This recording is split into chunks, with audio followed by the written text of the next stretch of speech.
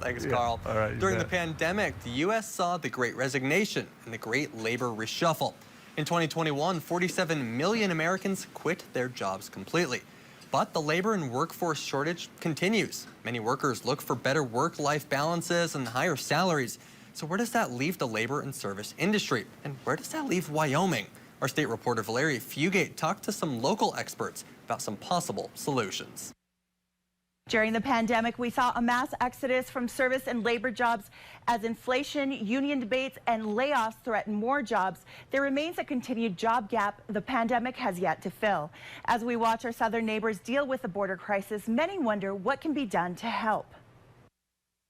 As economic leaders grow our state's businesses and try to increase our younger population, the problem doesn't seem to be going away. Jobs remain unmet even after the pandemic, but there could be an untapped resource. Wyoming is the only state that does not have a refugee center. If you do look at the results of the last census, we grew much less than all the states in our region.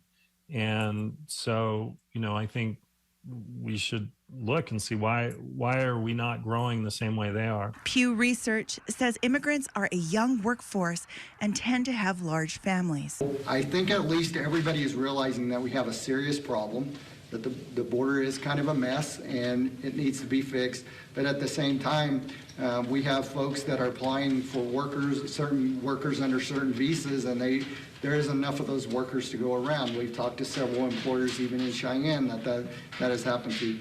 So we've got to find some balance.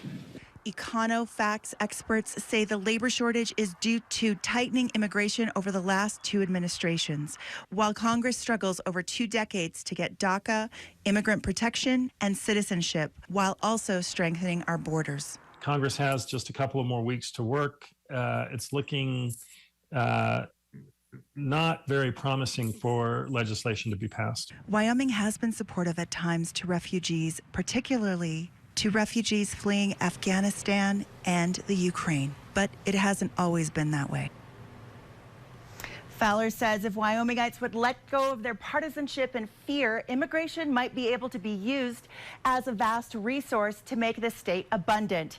This broad topic can't be covered in just one piece, so in our next 5:30 p.m. show, we'll talk to a local ACLU advocate and more with our university legal professor. Come on back. Thank you, Valeria.